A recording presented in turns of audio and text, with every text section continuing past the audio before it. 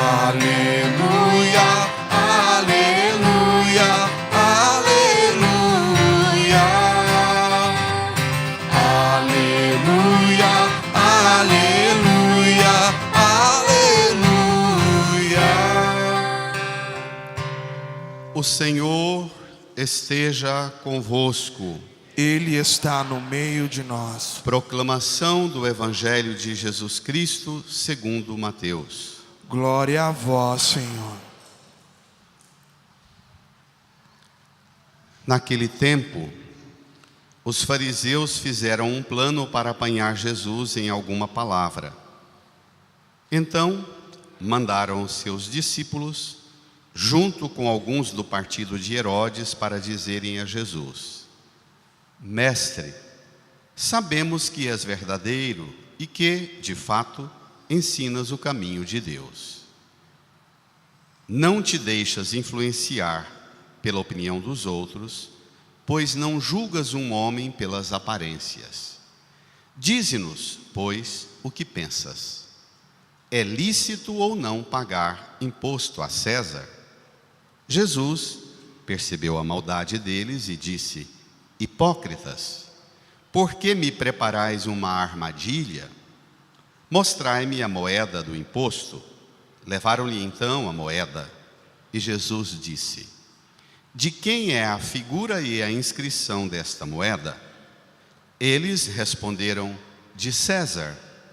Jesus então lhes disse: Dai, pois, a César o que é de César, e a Deus o que é de Deus. Palavra da salvação. Glória a vós, Senhor. Aleluia, aleluia, aleluia. Rezemos por um instante em silêncio, no íntimo do nosso coração. Invoquemos o auxílio e a força do Espírito Santo, pois só o Divino Espírito pode dar-nos a plena compreensão da palavra. Rezemos.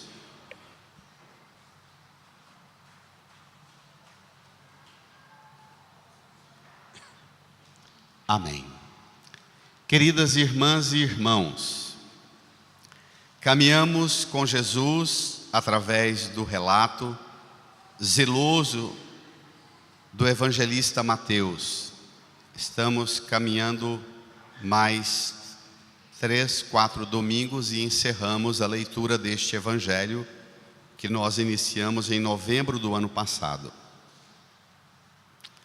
As cenas que se desenrolam nesses últimos domingos passados e nos próximos é o conjunto dos acontecimentos que se sucederam após Jesus, no 3º ano da sua missão, caminha para Jerusalém com seus apóstolos e a multidão. Ao longo do caminho, ele avisa várias vezes que, chegando em Jerusalém, vai ser rejeitado, perseguido e morto. E ele entrou em Jerusalém. Hoje nós estamos no capítulo 22, versículo 15 a 21. Pegue lá, número 10 do seu folheto. Entrando em Jerusalém, no capítulo 21, ele foi direto para o templo. No templo, ele encontrou uma situação que se opunha gravemente ao plano de Deus para a religião e para o templo. Fez um chicote de cordas, expulsou os vendilhões do templo, virou as mesas dos cambistas e disse algumas sentenças terríveis contra aqueles que cuidavam do templo. Transformaram numa casa, num covil de ladrões, numa casa de comércio. Esta atitude de Jesus vai render um processo de rejeição terrível. Os capítulos 21, 22, 23 até 25 são os grupos que vão se aproximar de Jesus para tentar desautorizá-lo, desmoralizá-lo. Domingo passado nós vimos os sumos sacerdotes e os anciãos. Hoje a gente vê mais 2 grupos se aproximarem de Jesus. Vamos lá? Naquele tempo, Os fariseus fizeram um plano para apanhar Jesus em alguma palavra. apanhar Jesus em alguma palavra. Um plano, uma estratégia, uma armadilha. Os fariseus é um grupo que surgiu em Israel no ano 587 antes de Cristo. A Babilônia invadiu Israel, invadiu Jerusalém e destruiu o templo. Deportou o povo de Israel, as lideranças todas como escravos na Babilônia. O povo que foi levado para a Babilônia como escravo e alguns que fugiram para outras regiões ou moravam em outras regiões do mundo, viu que na ausência do templo para prestar culto a Deus, não tinha uma alternativa de uma vez por ano era obrigado o judeu ir a Jerusalém. Não tinha o templo mais, destruído. Só com Ciro, rei persa da primeira leitura, é que vai em 538 reconstruir o templo. Então, mais de 40 anos sem templo.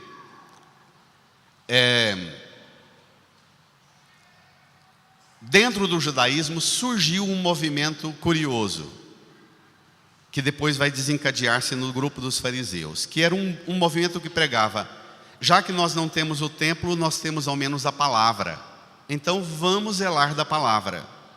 Os fariseus eram um grupo de zelosos cuidadores da palavra. O problema é o seguinte: ao longo dos 500 anos até a chegada de Jesus, esse grupo se tornou tão importante, com tanto reconhecimento, eles mesmos investiam uma propaganda muito alta sobre eles mesmos e a importância deles, que eles passaram por se considerar tão importantes que se tornaram mais importantes do que a própria palavra. Tem gente assim na igreja, que acha que ela defende a igreja, e porque ela defende a igreja, o modo com que ela defende a igreja é mais importante do que a igreja. Aí ela pode chutar o balde com o padre, com o bispo, falar mal do papa, porque o que ela pensa é mais importante. O farisaísmo puro está na moda hoje em dia no cristianismo. Os fariseus eram assim. Eles fazem um plano para apanhar Jesus. A estranha novidade é o que vem agora. Versículo 16. Então mandaram os seus discípulos, leiam, junto com alguns do partido de Herodes, para dizerem a Jesus. Junto com alguns do partido de Herodes, também chamado nos evangelhos de os herodianos.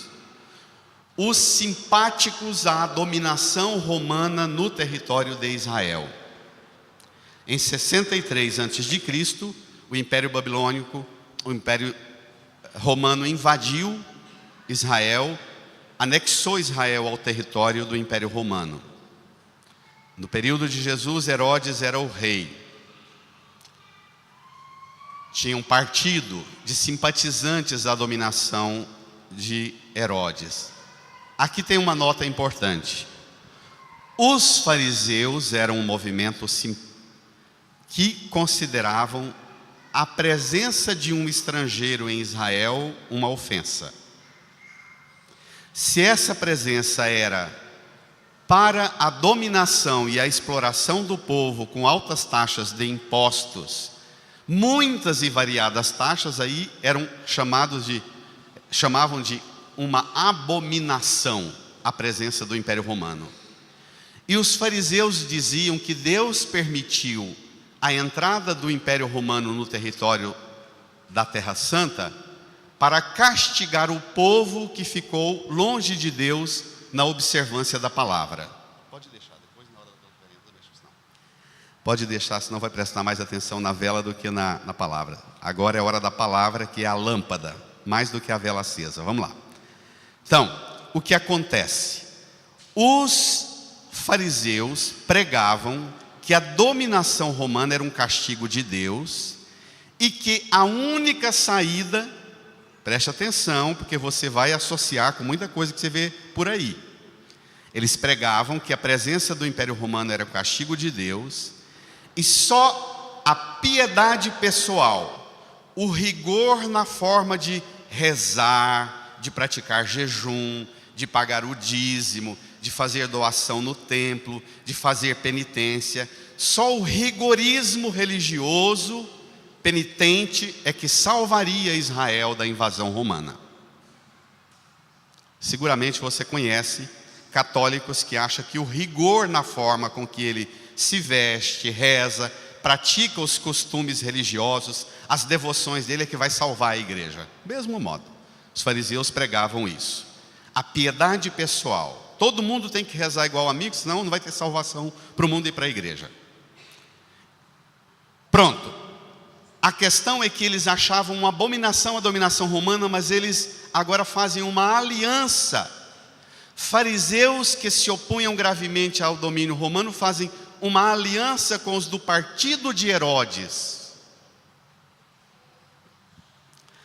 As alianças escusas, nojentas, por natureza vergonhosas, continuam sendo feitas até hoje por muitos de nós pregadores, fazendo alianças com os partidos dos Herodes de hoje. Vão até Jesus para dizerem a Jesus. Vamos ler? Versículo 16. Vitor, põe o microfone um pouco mais perto da boca, mais atenção para eu te ouvir. Vamos lá? Mestre, leiam. Sabemos que és verdadeiro e que de fato ensinas o caminho de Deus. Firma. Não te deixas influenciar pela opinião dos outros, pois não julgas um homem pelas aparências. Dize-nos, pois, o que pensas? Brada. É lícito ou não pagar imposto a César? É uma armadilha. Uma armadilha que vem cheia de elogios. Chamam Jesus de mestre, de verdadeiro, que ensina o caminho de Deus, que não se deixa influenciar pela opinião dos outros, não julga pelas aparências. Eles são exatamente o oposto do elogio. Eles julgam pelas aparências, estão julgando Jesus inclusive. Eles se deixam influenciar pela opinião dos outros. Eles se dizem os únicos mestres que ensinam a verdade. E são tão importantes porque eles se consideram mais importantes do que a própria verdade que ensinam. E a cilada: é lícito ou não pagar imposto a César? Se Jesus fala, não deve pagar, os herodianos estavam lá como testemunhas para fazer uma denúncia política de desobediência civil. E o processo civil mataria Jesus.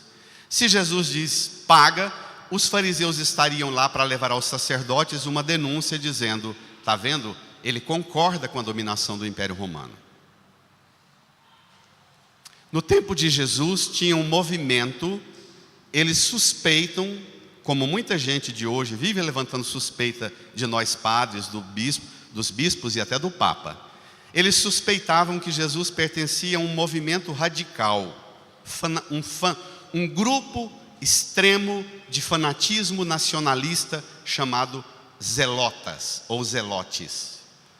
Os zelotes, que vem de zelo, é um grupo extremista dentro do judaísmo, que pregavam que era melhor morrer do que pagar o imposto a César.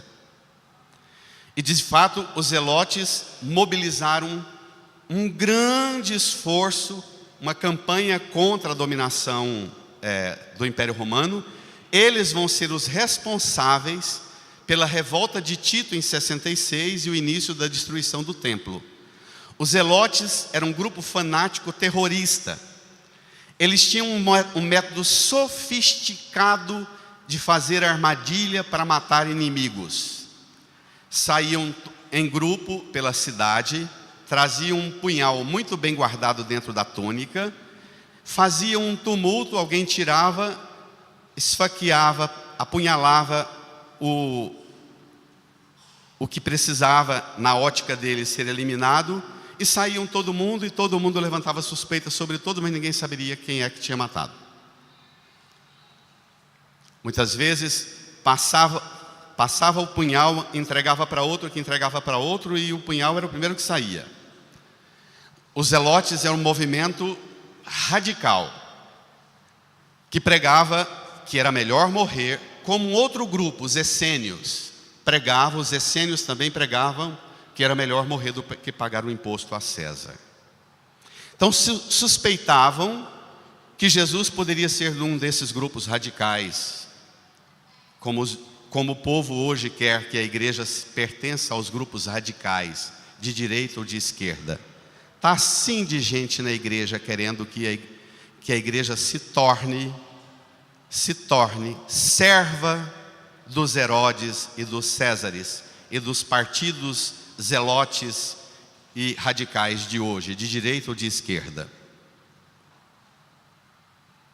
Aqui a vergonhosa aliança dos fariseus com os herodianos é desmascarada diante de Jesus. É lícito. Versículo 18. Vamos ler, prestando bem atenção.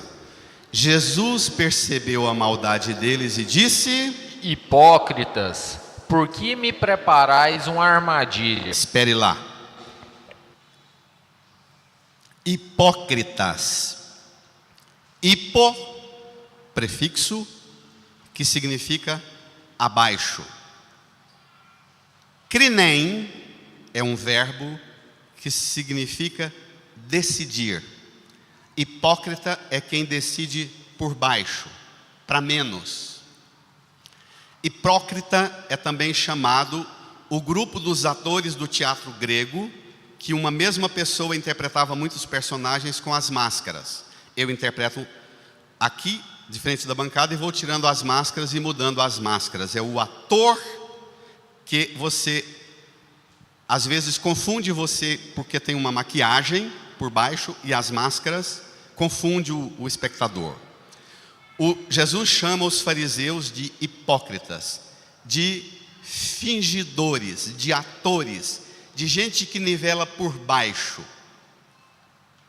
No grego, essa expressão hipócrita significa também, na linguagem popular grega, uma decisão baixa. Vocês estão decidindo por baixo. Hipócritas. E diz: mostrai-me a moeda do imposto. Aí vem a armadilha inversa. Vamos ler? Versículo 19. Levaram-lhe então uma moeda, e Jesus disse: bradem. De quem é a figura e a inscrição desta moeda? A nossa moeda, o real, tem a inscrição de quem? Prova do Enem. De quem é a inscrição? Tem ninguém que entende moeda, não? De quem é a inscrição que está na moeda nossa? Na hora do almoço vai ser o assunto do almoço, tá? Então, no tempo de Jesus, para explicar para as crianças, tinha nas moedas a figura do rosto esculpida na moeda do representante máximo, que no caso aqui vai ser o imperador César. Ou, dependendo do território, a importância do rei era a figura do rei. No regime feudal, às vezes um senhor feudal tinha no território. De quem é a figura? De quem é a efígie? O traço do rosto esculpido na moeda. Eles respondem, versículo 21. De César. Jesus então lhes disse: dai, pois, a César o que é de César, e a Deus o que é de Deus. A prova baixa. Um fariseu piedoso que tocasse numa moeda que tivesse a figura de César, lembra que no Império Romano o imperador se declarava Deus e o cidadão do Império Romano tinha que confessar que aceitava o imperador como Deus, como uma divindade. Inclusive o panteão onde se sepultavam os imperadores era um templo sagrado, porque se considerava o imperador, um imortal, ele não morria, era um templo para um Deus vivo que está ali. Para ser cidadão, precisava ter uma espécie de profissão de fé diante de uma autoridade romana, confessando que aceitava o imperador como uma divindade. Um fariseu que tivesse consigo uma moeda com a inscrição de César era um traidor da própria doutrina que ele pregava, a abominação. E eles apresentam uma moeda com a inscrição de César. Esta é a hipocrisia. Fala uma coisa e vive. Isso existe hoje em dia? Em nós pregadores, em nós cristãos? Existe? Quando nós fazemos assim, nós somos todos que nivelamos por baixo. Somos todos hipócritas. Mas agora vem umas perguntas custosas, desagradáveis também para mim. Ouvir e falar. Você hoje, fazendo a sua oração, agradecendo a Deus quem você é, as suas conquistas, os seus bens. Você hoje louvando a Deus pela sua casa, o seu carro, o seu diploma, seu cartão, seu dinheiro no banco. Se você mostrar para Deus os seus bens, que digital vai estar naquele bem seu? De quem é a inscrição? Deus vai olhar para os seus bens e vai dizer: nossa, você é realmente uma bênção, porque os seus bens têm a marca do seu suor, da sua honestidade, dos seus esforços, do seu zelo. Ou Deus vai olhar para os meus bens e os seus bens e dizer: tem a marca da corrupção, da desonestidade, da picaretagem. Você ganha um salário bom, mas você é preguiçoso, escora demais nos outros. O seu dinheiro, os seus bens têm a marca de aproveitador. Isso também existe hoje em dia?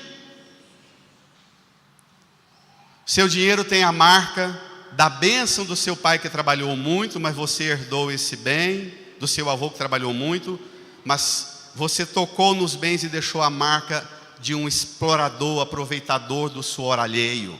Isso existe? De quem é a marca dos bens que você traz?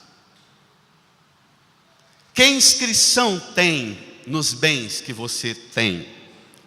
Mas eu vou nivelar por baixo. Vou entrar agora no campo da psicologia e da fé mais profunda. Dentro de nós existe um lado nosso que quer ser rigoroso observador da palavra e da vontade de Deus. Tem um lado nosso que é farisaico. Mas dentro de nós tem um lado também de herodianos que querem bajular os reis e os imperadores deste mundo e aproveitar das benesses desses imperadores e reis. Entende? Dentro de nós temos encruzilhadas que por vezes deixam a gente muito em conflito. E lidar, com essas encruzilhadas interiores, na nossa interioridade, tomar decisão sobre elas, tomar consciência das muitas máscaras que eu uso num grande teatro de ensinação para minha família, no meu casamento, no meu trabalho. Tomar consciência dessa hipocrisia é um processo muito custoso, mas o único que pode fazer esse exercício de verdade e alcançar um progresso por enfrentar isso é você com você, mais ninguém. E é custoso, é difícil. Esse processo de discernimento, ele se torna no mundo de hoje cada vez mais tomado de possibilidades de rotas de fuga e de camuflagem, não é? Sabotagem. Nós constantemente nos sabotamos, nos auto-enganamos, dizendo: não mais é assim, não mais. Encontrar uma forma de entrar na interioridade sua e tomar consciência das encruzilhadas e dos riscos que essas encruzilhadas impõem para você, é um caminho que eu agora te proponho. Todo mundo aqui já viu algum videozinho, ainda que rápido, daqueles achados no fundo do mar, das moedas perdidas, das coisas perdidas. Até nos filmes a gente vê muito essa figura do encontrar um tesouro. Aí você pegar os produtos de limpeza daquelas joias, daqueles bens, e ir limpando, limpando, e vai brilhando, brilhando, brilhando, não é? Você vai tirando a marca da sujeira, da ferrugem, do que ficou incrustado naquele tesouro. Jesus veio a este mundo para encontrar você um bem de Deus, um grande valor de Deus. E Ele derramou o sangue dele para tirar de mim e de você as marcas, as digitais de Herodes e de César, que por vezes foram fazendo a gente ficar enferrujado, achando que a gente presta pelo que a gente consome, pela grife que a gente usa, não é? Pelo Photoshop que a gente faz na foto para ficar bonito e feliz o tempo inteiro nas redes. O sangue de Jesus tem poder de regenerar você e tirar as digitais dos Herodes, dos fariseus hipócritas, dos Césares de hoje, de direita e de esquerda, que tentam fazer você prestar porque você puxa saco dele. Sai dessa. Tem gente que entra na igreja, liga o celular e fica doido querendo descobrir logo de qual ideologia é o padre, o bispo e o papa, para fazer um videozinho e pôr na internet. Esse bispo, esse papa, esse padre é da ideologia tal, não presta. Tem gente que vem à igreja querendo que nós padres sejamos validados, primeiro, se ele está do lado do César que nós servimos, seja esse César de vermelho ou de verde e amarelo, de Lula ou de Bolsonaro. E nós precisamos primeiro encostar no César que te é simpático para depois sermos validados. Sai dessa. Não permita que primeiro nós sejamos associados à ferrugem que já te tomou, para depois sermos validados por você. Peça ao Senhor a cura da ferrugem que tomou-nos e tomou-te, para que sejamos regenerados à imagem do Deus vivo. E ao olhar para você, seu filho, sua filha, seu esposo, sua esposa, seu pai, sua mãe, veja em você as digitais de Deus. Brada um grito e uma salva de palma para ele. Brada!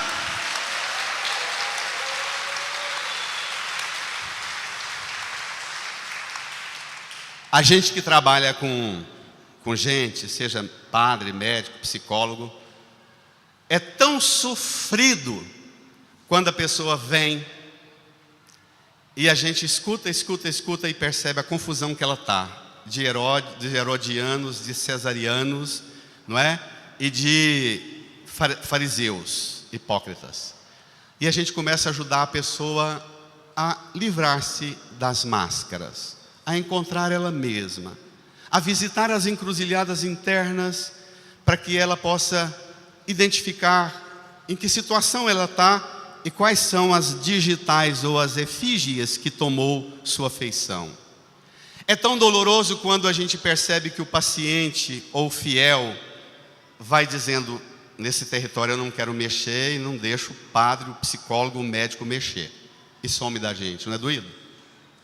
Mas é a coisa mais bonita do mundo, é o trem mais bonito do mundo, quando a pessoa permite fazer um caminho num processo de cuidado com a saúde, num processo terapêutico, num processo de discernimento espiritual, em que a gente vê a feição dela ao longo do tempo do tratamento espiritual, físico ou psicológico, ela ser regenerada à imagem de Deus, do Deus vivo. Hoje é dia de você fazer um mergulho como um tesouro cheio, incrustado das coisas do fundo da lama do mar. e permitir que o sangue de Jesus recobre a sua feição, não de César, não de Herodes, não a máscara dos fariseus, não a tinta da ideologia de direita ou de esquerda que você serve, mas recuperar em você os traços da imagem do Deus vivo, de onde você vem, para onde você vai e a quem você serve. Amém? Está disposto a isso? Disposta? Então brada uma salva de palmas para ele. Grita!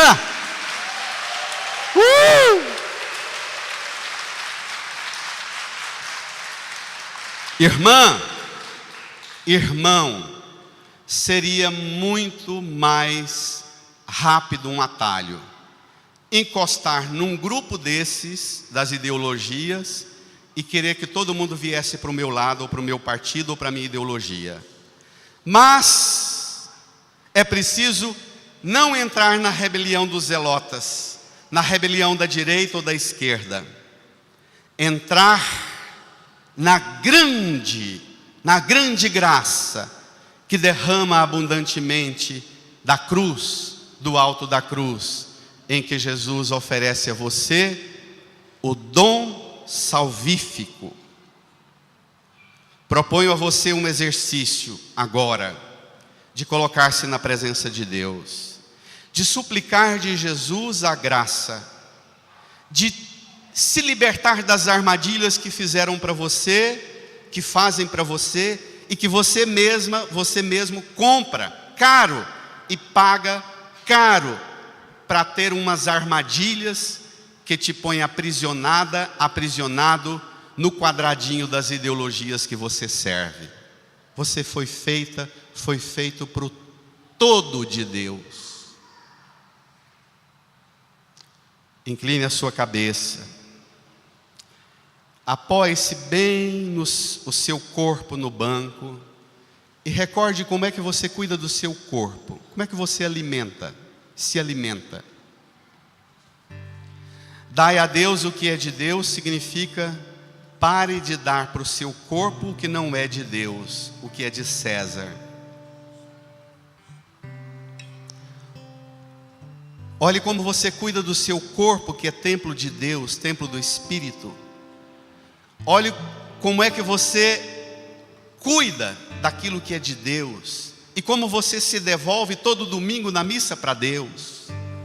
E peça para que Ele te liberte dos aprisionamentos e das ferrugens que tira de você a feição divina de Deus. As nossas crianças hoje,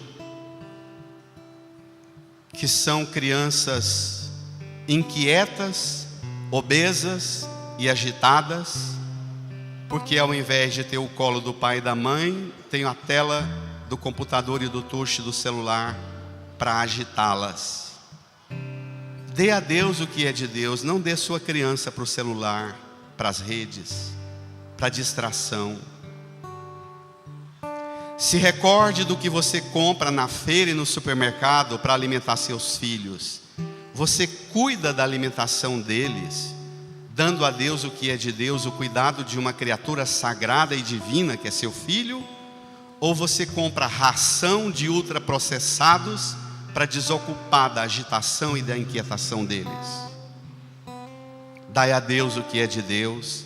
Suponha o que você dá para o seu corpo e o que você dá para a vida do corpo seu, do corpo do seu esposo, da esposa, dos seus filhos, do seu pai e da sua mãe. Dai a Deus o que é de Deus nesse cuidado. O almoço de domingo, os momentos de oração na família, dai a Deus o que é de Deus.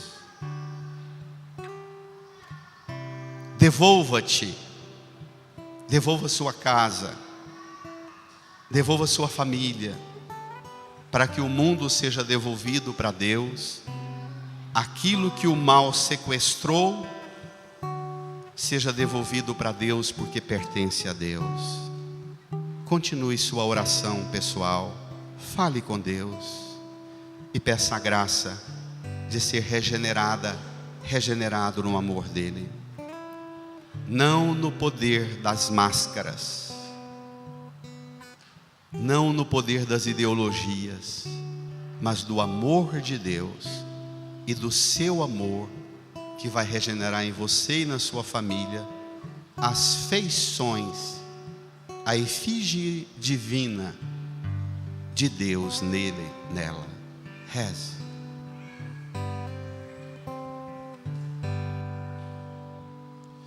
Hoje o céu se abre pra derramar sobre os corações toda a graça do Pai. Eu também quero me derramar de todo o meu coração nos braços do Pai. Vem,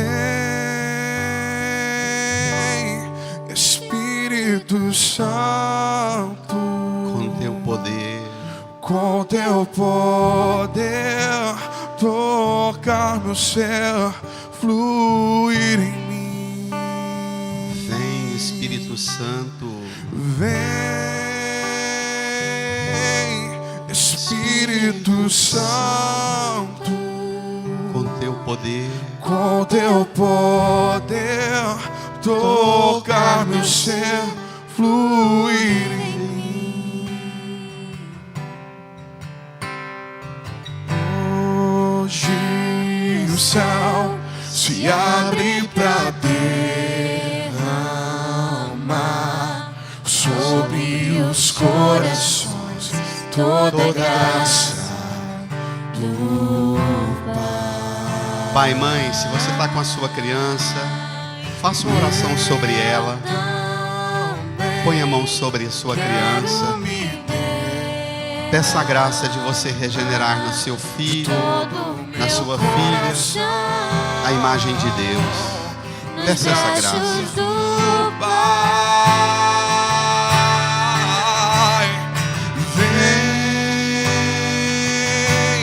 Vem, Espírito Santo,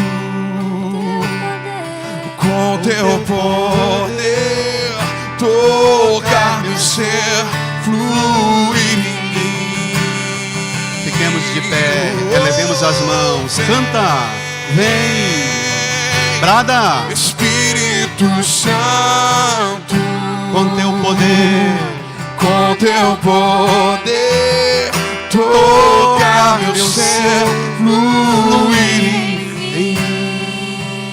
Estenda a mão aqui para a cruz, reze comigo. Senhor Jesus, eu agradeço, louvo, glorifico o nome do Senhor, porque pelo poder do seu amor e do seu sangue, eu sou regenerado, imagem e semelhança do Deus vivo, que me criou no amor. Por seu poder, por seu sangue, por seu Espírito, restaura em mim o que todo o mal desfigurou em mim. Limpa-me, purifica-me, regenera-me. Em mim, põe as digitais do Pai Eterno, do seu amor, Jesus. Põe a mão no seu coração, incline a sua cabeça, faça uma oração de gratidão e de louvor pelo que você é, pelo bem que você é para Deus. Em Deus, você é o grande bem de Deus e para Deus. Muito mais do que os bens de César, Herodes. Você é o grande bem do amor de Deus. Agradeça e louva. Agradeça e louva pelas pessoas que você ama, sua família, as pessoas que cuidam de você como um bem de Deus. Agradeça também por quem cuidou e cuida de você. E canta: eu também quero me derramar. Eu também quero me derramar de todo o meu coração Nos braços do Pai. nos braços do Pai. Canta. Vem, Espírito Santo, com teu poder Tocar meu ser. fluir, expanda essa luz e esse amor, expanda esse bem que você é, Espírito Santo, imprime a digital do amor de Deus e da paz de Deus, dirigindo a quem está do seu lado, dê um abraço, um beijo, deseja a paz de Jesus, saudai-vos, saudai-vos. A paz de Jesus. quero te dar a paz do meu Senhor, com muito amor. Quero Te dar a paz, te dar a paz do meu Senhor, vamos louvar. com muito amor. Na flor vejo manifestar Na flor vejo manifestar o poder da criação nos seus braços. lábios, eu vejo estar Um sorriso um sorriso de um irmão. toda vez que eu te abraço Toda vez que eu te abraço e aperto a sua mão, sinto forte o poder do amor dentro do meu coração. dentro do meu coração. Levante a mão e canta. Quero. Quero Mande essa paz pro te mundo. dar a paz. Cante mandando a paz do pro meu mundo. Senhor, Para Israel, a com muito Palestina, amor. judeus, árabes, muçulmanos, cristãos. Te dar a Mande essa paz para todos os que estão meu sofrendo, Senhor, para todos os que estão escravos das ideologias. Mande essa paz. Mande essa paz para sua família, para sua casa. do meu Senhor, com muito amor. E termina com a salva de palmas bem forte.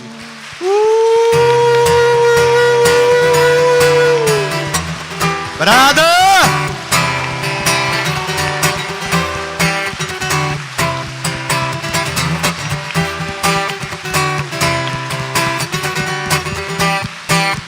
Amém.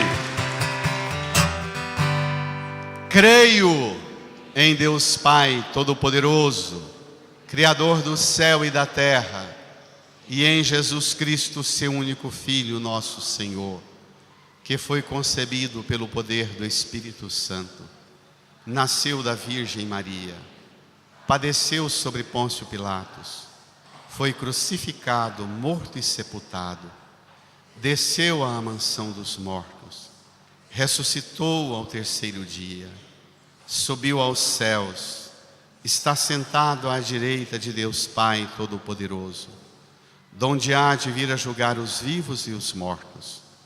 Creio no Espírito Santo, na Santa Igreja Católica, na comunhão dos santos, na remissão dos pecados, na ressurreição da carne, na vida eterna. Amém. Amém. Senta e